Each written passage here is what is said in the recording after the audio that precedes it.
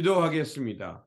좋으신 아버지 하나님, 오늘도 저희들에게 이 말씀의 시간을 허락하여 주시고 또 주님의 말씀으로 나아가게 하시니 감사를 드립니다. 주님 말씀을 통해서 우리의 어리석음과 우리의 어두운 내면을 보게 하여 주시고 또한 이 시간 가운데 성령으로 함께 하사 우리의 어두움을 밝힐 수 있는 말씀이 우리 안에 임하게 하여 주옵소서. 그래서 아버지 하나님, 그 말씀을 통해서 전적인 하나님의 은혜를 깨닫고 그 은혜를 따라 오늘도 우리에게 주어진 이 삶의 자리에서 하나님 나라의 자비와 긍휼을로 살아가는 우리의 일상의 모습이 되게 하여 주옵소서. 주님의 말씀으로 나아갑니다. 오늘도 우리를 향한 예비된 말씀 들려주시옵소서. 우리 구주 예수 그리스도 이름으로 기도드립니다. 아멘. 오늘 우리에게 주신 말씀은 사무엘하 20장에서 21장입니다. 본문 읽기는 20장 1절에서 3절, 14절에서 22절입니다. 그짐에 불량배 한 사람이 그곳에 있었는데 그 이름은 세바였다. 그는 비그리의 아들로서 베냐민 사람이었다. 그는 나팔을 불면서 이렇게 외쳤다. 우리가 다윗에게서 얻은 몫은 아무것도 없다. 우리가 이세 아들에게서 물려받을 유산은 아무것도 없다. 그러니 이스라엘 사람들아, 모두들 자기의 집으로 돌아가자. 이 말을 들은 온 이스라엘 사람은 다윗을 버리고 비그리의 아들 세바를 따라갔다. 그러나 유다 사람은 요단강에서 예루살렘에 이르기까지 줄곧 자기들의 왕을 따랐다. 다윗은 예루살렘의 왕궁으로 돌아온 뒤에 예전에 왕궁을 지키라고 남겨둔 후궁 10명을 붙잡아서 방에 가두고 감시병을 두었다. 왕이 그들에게 먹을 것만 주고 더 이상 그들과 잠자리를 함께 하지 않았으므로 그들은 죽을 때까지 갇혀서 생갑으로 지냈다. 세바가 모든 이스라엘 지파 가운데로 두루 다니다가 아벨 지역과 벳마가 지역과 베림의 온 지역까지 이르렀다. 그곳 사람들이 모두 모여서 그의 뒤를 따랐다. 요압을 따르는 군인들은 그곳에 이르러서 벳마가의 아벨을 포위하고 세바를 치기 시작하였다. 그들이 성읍을 보면서 둔덕을 쌓았으니 이 둔덕이 바깥 성벽의 높이만큼 솟아올랐다. 요압을 따르는 모든 군인이 성벽을 무너뜨리려고 부수기 시작하니 그 성읍에서 슬기로운 여인 하나가 이렇게 외쳤다. 제 말을 들어보십시오. 좀 들어보시기 바랍니다. 제가 장군께 드릴 말씀이 있으니 요압 장군께 이리로 가까이 오시라고 말씀을 좀 전하여 주십시오. 요압이 그 여인에게 가까이 가니 그 여인이 요압 장군님이십니까? 하고 물었다. 요압이 그렇소 하고 대답하니 그 여인이 요압에게 이 여종의 말을 좀 들어보시기 바랍니다 하였다. 요압이 말하였다. 어서 말하여 보시오. 그 여인이 말하였다. 옛날 속담에도 물어볼 것이 있으면 아벨 지역에 가서 물어보라고 하였고 또 그렇게 해서 무슨 일이든지 해결하였습니다. 저는 이스라엘에서 평화롭고 충실하게 사는 사람들 가운데 하나입니다. 그런데 장군님께서는 지금 이스라엘에서 어머니와 같은 성읍 하나를 멸망시키려고 애쓰십니다. 왜 주님께서 주신 유산을 삼키려고 하십니까? 요압이 대답하였다. 나는 절대로 그러는 것이 아니오. 정말로 그렇지가 않소. 나는 삼키는 것만 멸망시키려는 것이 아니오. 그 일이 그런 것이 아니오. 사실 에브라임 상간 집안 출신인 비그리의 아들 세바라는 사람이 다윗 왕에게 반기를 들어서 반란을 일으켰소. 여러분이 그 사람만 내주면 내가 이 성읍에서 물러가겠소. 그 여인이 요압에게 말하였다. 그렇다면 그의 머리를 곧 성병 너머로 장군님께 던져 드리겠소. 그런 다음에 그 여인이 온 주민에게 돌아가서 슬기로운 말로 설득시키니 그들이 비그리의 아들 세바의 머리를 잘라서 요압에게 던져 주었다. 요압이 나팔을 부니 모든 군인이 그 성읍에서 떠나 저마다 자기 집으로 흩어져서 돌아갔다. 요압은 왕이 있는 예루살렘으로 돌아왔다. 아멘. 오늘 본문은 세배의 반란을 진압하고 이제 다시 한번 이스라엘의 평화가 찾아오는 말씀입니다. 다윗이 왕국을 회복해 가는 도중 속에 유다 지파와 다른 열한 지파 간에 갈등이 있었습니다. 결국 권력에 의한 다툼이었습니다. 이 싸움으로 결국 다수인 북쪽의 10지파가 이제 자신들이 아무런 권력을 얻지 못하게 되자 반기를 들고 이제 그 다윗 왕궁에서 떠나버립니다. 1절은 이렇게 말합니다. 그쯤에 불량한 한 사람이 그곳에 있었는데 그의 이름은 세바였다. 그는 비그리의 아들로서 베냐민 사람이었다. 그는 나팔을 불면서 이렇게 외쳤다. 우리가 다윗에게 얻을 몫은 아무것도 없다. 우리가 이새의 아들에게서 물려받을 유산은 아무것도 없다. 그러니 이스라엘 사람들아 모두들 자기의 집으로 돌아가자. 자, 여기서는 굉장히 비판적이고 그 세바란 사람을 낮춰 말하지만 사실 이 세바란 사람은 다윗에게는 굉장한 위협이 되는 이 반란을 일으켰던 것입니다.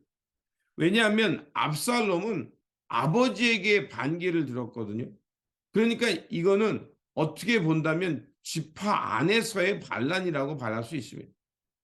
그런데 지금 이 세바의 반란은요.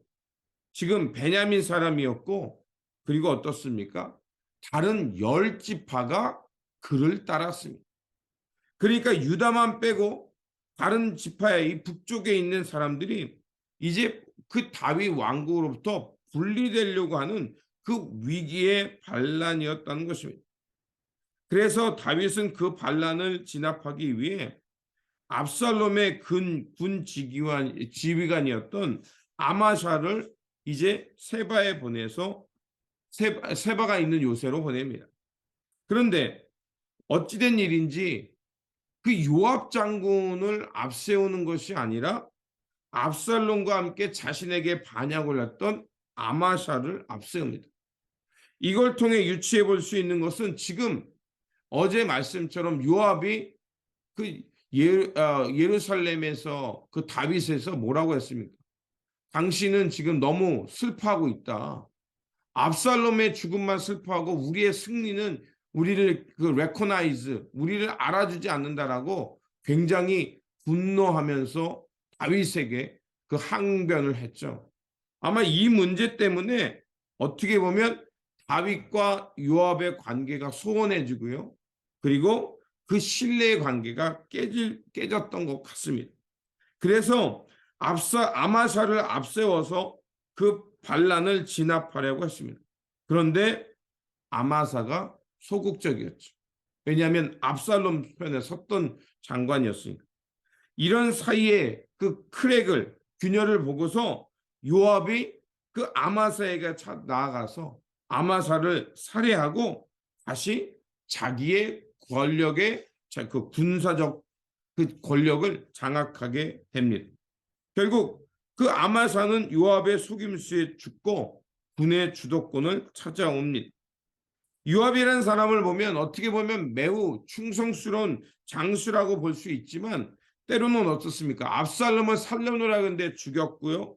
그리고 이번에는 아마사까지 몰래 살해하는 것을 볼 수가 있습니다. 이렇게 군 통수권을 찾아온 요압은 아벨성을 공격합니다. 이제 세바의 반역은 거의 진압이 되어가는 과정에 있었고요. 그리고 이제 그 세바가 숨어 있는 그 아벨성을 공격하고 있습니다. 그리고 그 성이 높으니까 옆에 토성을 쌓아서 이렇게 경사로해서 그 성벽의 높이까지 성벽을 쌓아서 이제 아벨성을 거의 공격하여 점령할 쯤에 되었습니다. 그때 한 여인이 다가와 그 요압과 면담하기를 원합니다. 그러면서 뭐라고 하냐면 그 18절에 보면 그 여인이 말하였다. 옛날 속담에도 물어볼 곳이 있으면 아벨 지역에 가서 물어보라고 하였고 또 그렇게 해서 무슨 일이든지 해결하였습니다. 이 여인은 당당하게 나가서 요압 왕에게 지금 자기네가 이제 성이 함락될 것을 알았으니까 만약에 이 성이 함락되면 이제 다 그 성 안에 있는 사람은 다 진멸당할 위기에 있었던 겁니다. 그래서 이 여인은 다가와서 말합니다. 지금 왜 당신이 이렇게 평화의 성, 많은 사람들이 분쟁이 있을 때 그 문제를 가지고 와서 그 결국 바른 판단을 내리고 판단을 받고 그렇게 화평을 이룰 수 있는 그 아벨성을 왜 무너뜨리려고 합니까? 라고 묻습니다. 아마 그 당시에 무슨 문제가 있으면 이제 바른 판단을 받기 위해 이 아벨성으로 나아가라는 것이 그 통념이었던 것입니다.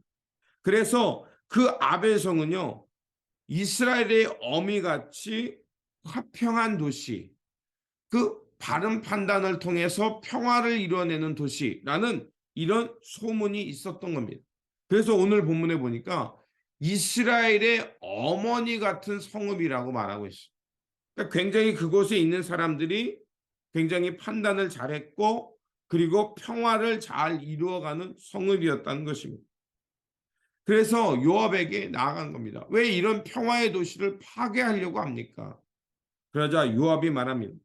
내가 원하는 것은 그런 화평과 평화의 도시를 파괴하려는 것이 아니라 바로 다윗 왕에게 반기를 들었던 세바를 우리가 찾아서 그의 생명을 찾으려고 한다고 말을 합니다. 바로 세바를 따랐던 반란군의 진입 때문에 지금 그 성읍에 왔음을 이야기합니다. 그러자 아벨의 이 여인은 요압의 요구대로 세바를 처형하여 그에게 내어줍니다. 그렇게 함을 통해서 그 화평의 도시가 파괴되는 것, 무고한 사람들이 그 잘못된 판단 때문에 희생되는 것을 막는 것을 볼 수가 있습니다. 결국 이 여인의 지혜롭고 용기 있는 행동 덕분에 불필요한 희생을 막을 수 있었고 평화의 도성을 지킬 수 있었습니다. 바로 지혜로운 한 사람을 통해서 살육과 파괴의 상황에서 구원이 임하는 것. 오늘 우리가 이러한 말씀을 통해서 깨닫는 것은 바로 우리의 삶이 이처럼 지혜로운 삶이 되어서 무고한 희생과 파괴를 막는 용기 있는 행동을 해야 한다는 것입니다. 그렇게 우리가 필요한 것은 하나님의 지혜와 그리고 하나님의 선한 역사를 향해 용기 있는 선택과 판단을 하는 용기입니다. 그렇다면 우리가 이렇게 지혜로운 삶을 어떻게 살아갈 수 있을까요? 야고보서 1장 5절에 보면 이렇게 말하고 있습니다. 너희 중에 누구든지 지혜가 부족하거든 모든 사람에게 후히 주시고 꾸짖지 아니하시는 하나님께 구하라. 그리하면 주시리라. 그렇습니다. 오늘도 우리에게 후히 주시는 하나님의 지혜를 통해서 우리의 삶을 바르게 판단하고 무관 파괴와 희생을 막는 지혜롭고 용기 있는 행동의 사람이 되어야 할 것입니다. 그러므로 오늘도 우리에게 주어진 이 삶의 자리에서 하나님이 주의 주시는 지혜로 바른 판단과 화평을 추구함으로 오늘도 우리에게 주신 삶 속에서 하나님의 나라와 하나님의 평화를 향해 살아가는 저와 여러분들이 되시기를 주님의 이름으로 축원드립니다. 기도하겠습니다. 좋으신 아버지 하나님, 우리에게 생명과 그 평화를 허락하여 주시니 감사를 드립니다.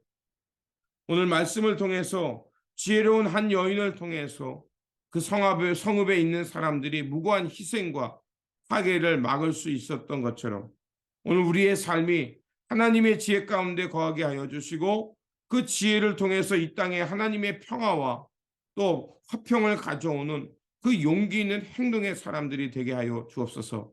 그래서 우리가 살아가는 이 삶의 자리 속에 그 평화가 임하게 하여 주시고 생명을 살리는 사건이 일어나는 우리의 일상의 모습이 되게 하여 주옵소서. 오늘도 우리에게 귀한 삶의 자리에 주셨사오니 주님이 주시는 지혜로 용기 있게 판단하면서 하나님 나라의 의와 평화를 가져오는 삶의 자리가 되게 하여 주옵소서. 우리 구주 예수 그리스도 이름으로 기도드립니다. 아멘.